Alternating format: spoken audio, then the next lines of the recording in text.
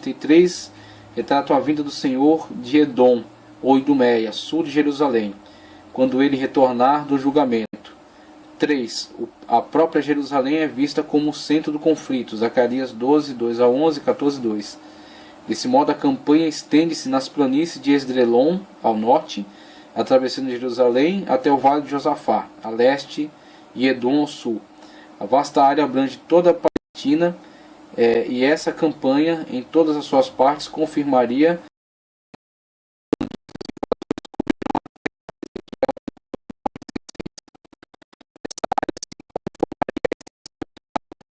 Apocalipse 20. A conclusão de Sims é bem formulada.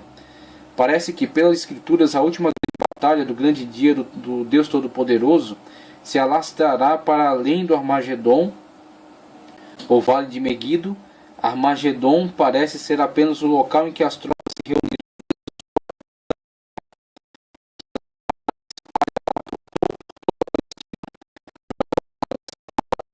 travada no Vale de Josafá, que fica perto de Jerusalém. E Isaías mostra Cristo vindo com as suas vestimentas manchadas de sangue, de Edom, que fica no sul da Palestina. Então a batalha de Armagedon se estenderá desde o Vale de Meguido, no norte da Palestina, até o Vale de Josafá, perto de Jerusalém, até Edom, no extremo sul da Palestina. Com isso concordam as palavras do profeta Ezequiel, de que os exércitos dessa grande batalha virão para cobrir a terra. O livro do Apocalipse também fala que o sangue correrá dos freios dos cavalos por 1.600 estádios. E foi observado que 1.600 estádios cobrem toda a extensão da Palestina. Mas Jerusalém, sem dúvida, será o centro de interesse durante a batalha de Armagedon. Pois a palavra de Deus diz: reunirei todas as nações contra Jerusalém para a batalha.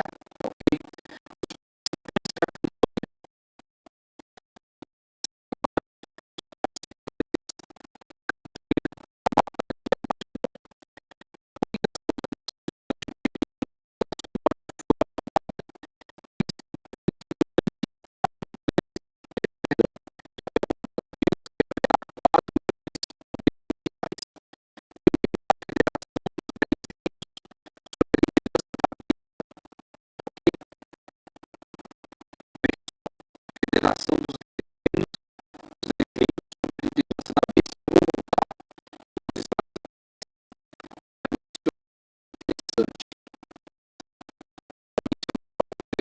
das nossas leituras. Veja, talvez não tenha dado tanta ênfase quando a leitura foi feita, porque estava abordando a questão da lista dos monarcas, mas veja isso aqui. Os 10 chifres que viste são 10 reis, os quais ainda não receberam reino, mas recebem autoridade como reis. E com a besta durante 1 hora. Tem esses um só pensamento. Oferecem a besta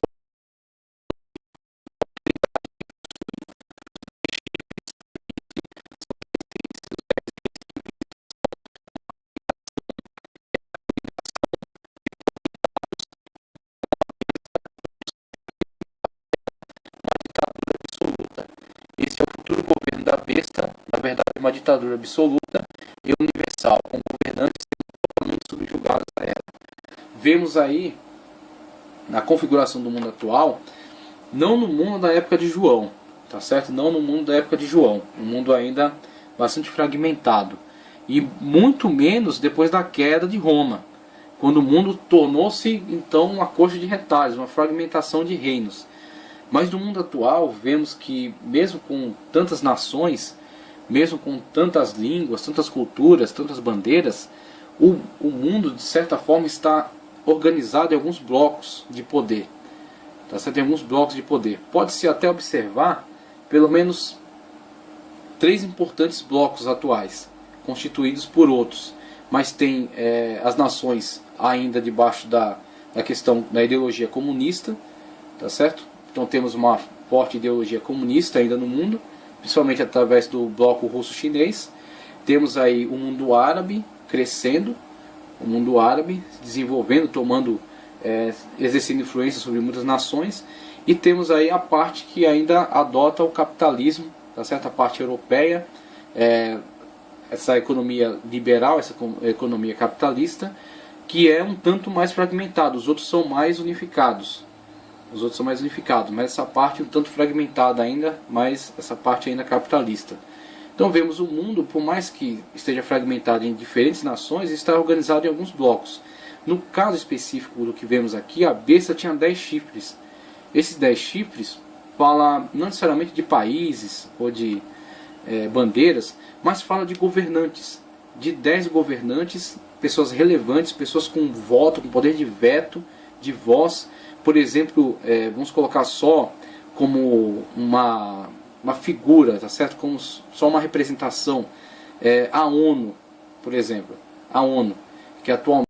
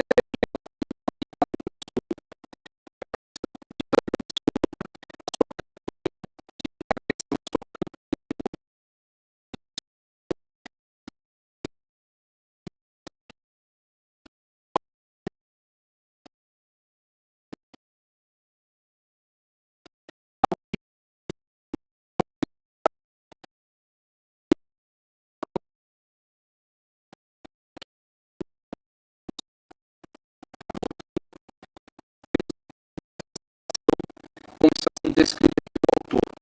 Os participantes da campanha, a coligação das nações durante o período tribulacional já foi abordada.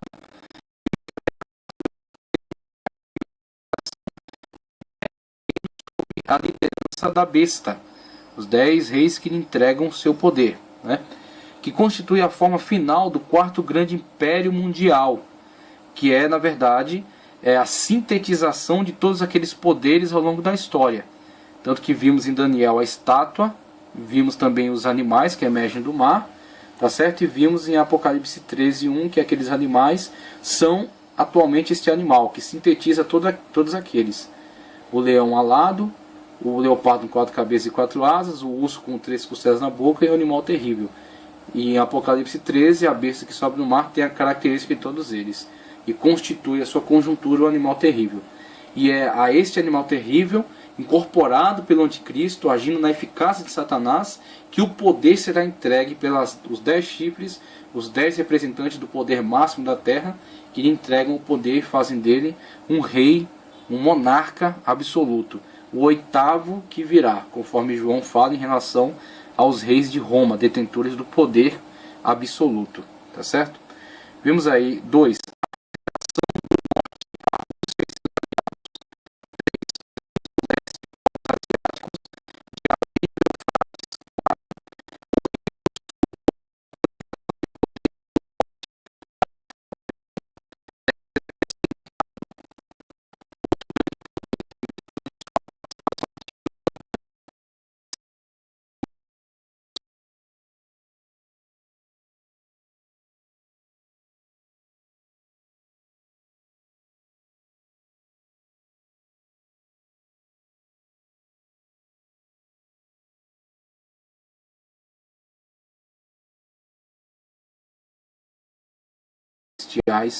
Embora a hostilidade dos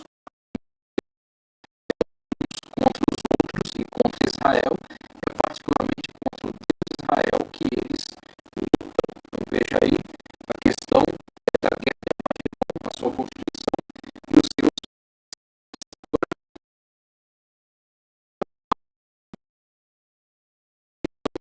para o derramamento da última taça. Vemos aí Apocalipse 16, tá certo?